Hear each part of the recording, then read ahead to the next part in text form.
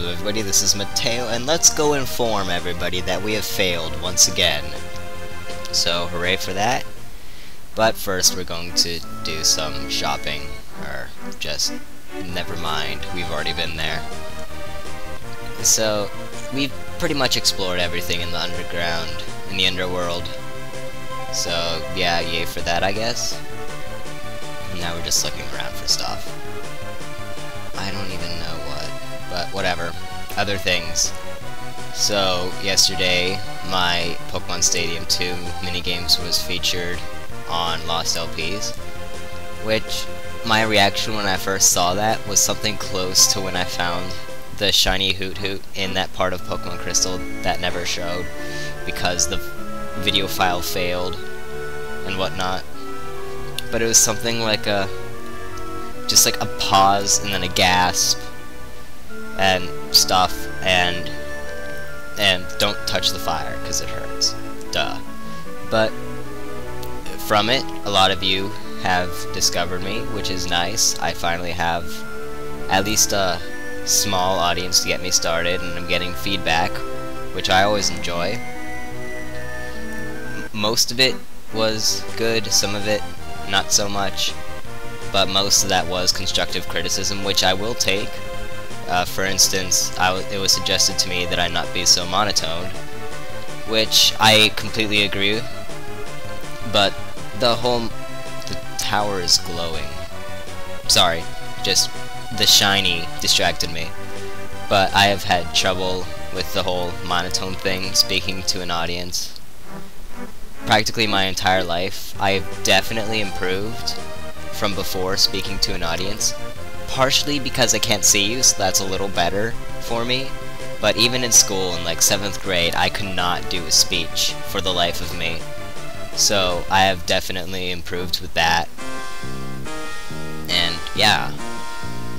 And I still will improve with the whole monotone thing. It's just that I think that video was kind of bad with the whole monotone thing, because I was kind of tired and was focusing on the game, so I could at least do something right in it.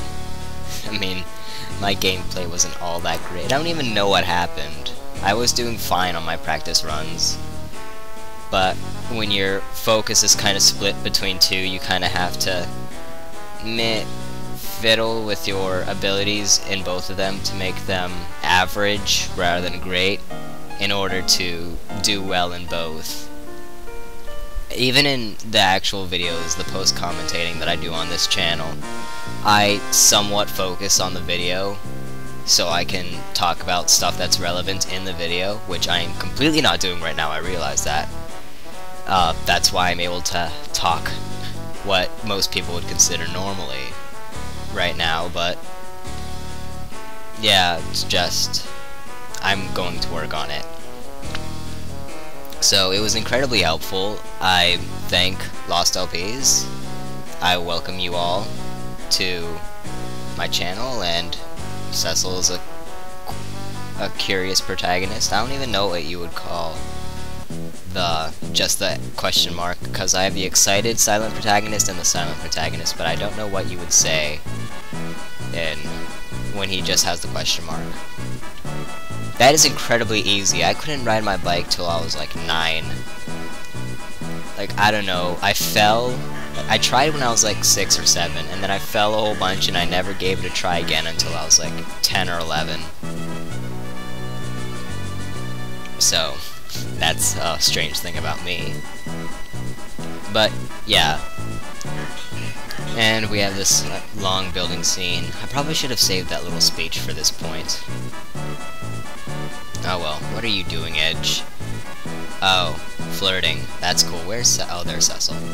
Kane is gone. We have Sid over here, though. And Sid is just like, oh my god, you have to work, and then bye. And then he pulls him on board, even though Edge really wasn't doing anything. He was just looking at what would be the mast of the ship. So, whatever. Yeah, and they're just jumping around to communicate. It's like Morse code, but stupid. And then they get into a little fight. It's just ridiculous, and this really isn't necessary. It just takes forever, but... And then Sid's all happy, and then Edge sabotages the ship to get back at Sid and kills us all. And yeah, Cecil isn't really doing anything, he's just standing there. So Sid, just get to work. It's clear that just like in school, you're the smart one and you're the only one doing any work. So, and then you fell over. Didn't even catch that. Yeah. Yet again, he is in bed, but this is the last time that he's going to upgrade our airship. We now have a drill attached to the airship so we can get back to the surface being the overworld. And yeah, we just gotta go through the place that we originally went through to get down here. Yep, we gotta get out of here and go save the world yet again, because we know how well we've done that the past 5 times. Here's a hint, not very well at all. It was horrible. In short, we've basically gotten the, yeah, gigantic drill on the ship. How is it even able to stay airborne? How is it even still balanced? I don't know. But either way, we've basically obtained 3 of the crystals for the villains. And we failed at saving another 2 of them. The villains already somehow had 3 of them. By the time we got to the underworld, they already had 2 crystals there. But whatever. I'm not really going to question it, even though I've been questioning it the entire game. So now that we have the Falcon with the drill, we want to go and do stuff. Starting off with, I really don't know. Trying to remember. I believe now is the time. Well, now that we can go back to the surface, we can do the last side quest, which, yes, I know, one last side quest. It really isn't that bad, and it's a lot of backtracking, so I'm going to be cutting out most of that, so at most it will take 2 minutes. Oh wait, no, there is other side quests, including this one, but it's a fun one, because it includes another boss monster. Again, this is optional, but it's helpful.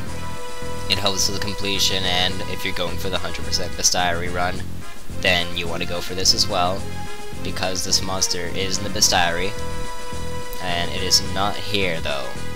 So it's actually on the other tower, on the other side of the castle, so we want to go there. But you remember how in like part 7 we came back here and then Baggin was like, oh, I'm evil now, and then I turned into a giant monster with 2 snake hands. And then we killed him, and then the king was just like, oh, thank God you guys are alright. No, no, I'm evil now, and then I turned into a gigantic turtle somehow. Well, yeah, but there's still the matter of where is the real king. Well, the king is technically dead. However, he still resides in the castle, and he's a ghost!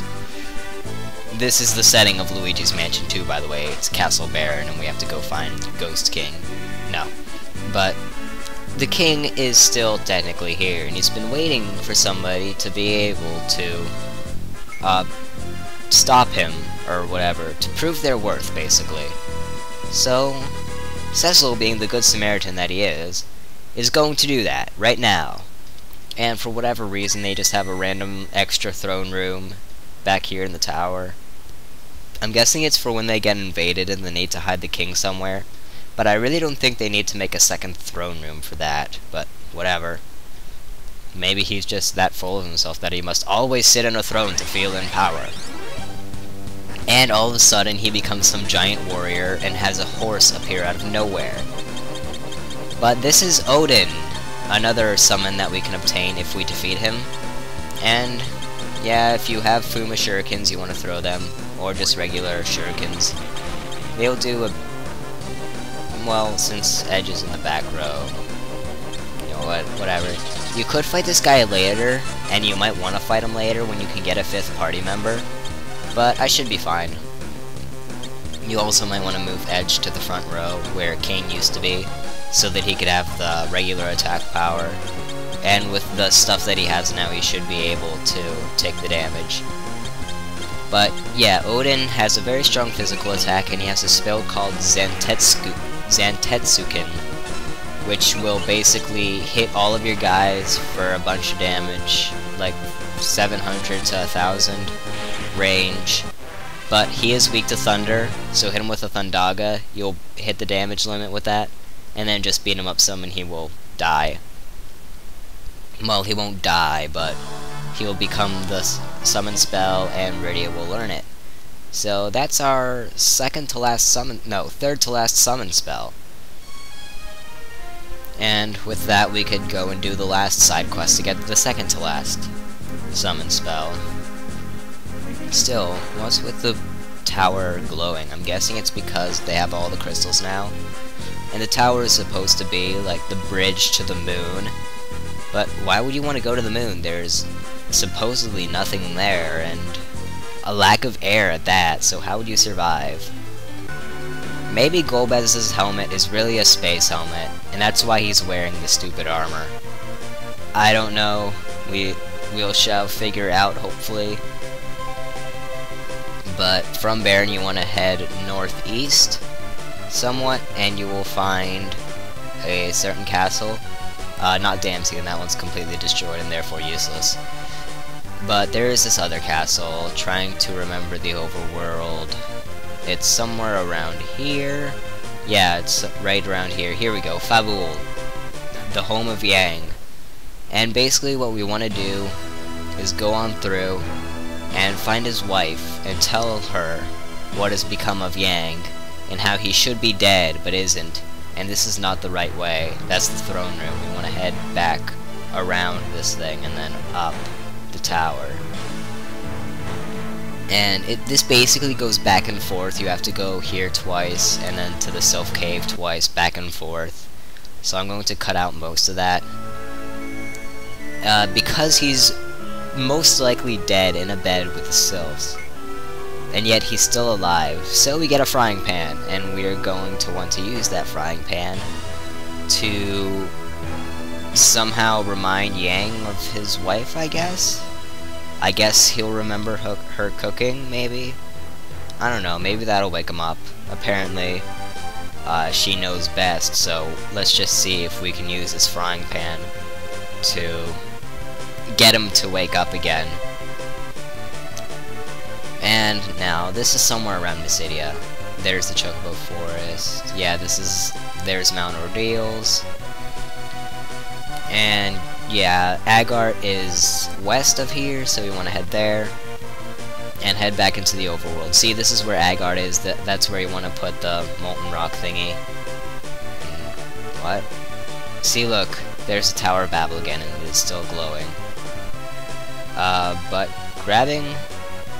Not able to grab the airship because, well, not the airship, the hovercraft. There's the hovercraft right there. So we want to land this ship, get in the other one so we can grab the hovercraft, and go somewhere else to get a certain special item that we need, apparently. How you're supposed to know about this one, I don't know, but you need to do this, I believe. So we're going to go do that. It is north of Mysidia, so we are heading over there right now. Mysidia is weird. It's just like this giant island that is just out there where everything else is connected in the same continent. So we want to drop off our airship here at Mithril, land right next to it, get in the airship, follow the rocky coast, and into the small island right there. So another side quest that I completely forgot about. Oh, there's so many, but then there are these mini people, and you remember that rat tail we got in the Land of Summons? Well, we're going to give it to him, and he's going to give us some ore, and we get the adamantite. If you bring in other tails, like there's the pink tail or something like that you get from a later enemy, he'll give you adamant armor, and that is supposedly really good, but I've never gotten it. I just never did the grinding necessary to get that rare drop. And it isn't really necessary for anything. I've managed to play through this game without it. It just makes it a whole lot easier, basically. But whatever. We really don't need it. So now that we have that adamantite, Wolverine will now sue us for copyright infringement, and we can head back into the underworld again. because we love this place. And first off, we want to head over to... I don't think you can do this yet, but you can get the adamantite now. Let's try it. Kakol? Kakol? Oh, there's a remedy. Kakol! He's up here in his bed asleep. And a soma drop. Okay, well, let's give him the adamantite. He was just like, oh my god, I'm adamantite! Quickly give me a human skeleton so I can make another Wolverine. Or just give him the Sword of Legend and he will make a new sword. So that's why we weren't allowed to get rid of the Sword of Legend, because it's a story item when we need it to do this. And yeah, basically we need to give him time, so we'll come back here eventually, and ow, stop touching the fire! And then there will be the one time where there is a super awesome item hidden behind the fire, but you need to lose your arm to get it. But that won't ever happen. RPG characters are invincible, except when it says ow ow ow, when they touch fire. They can take a million slashes from swords, but they can't touch fire. Speaking of fire, I burnt my knuckles. That was fun. And it was a stupid backstory too, but we're running out of time, so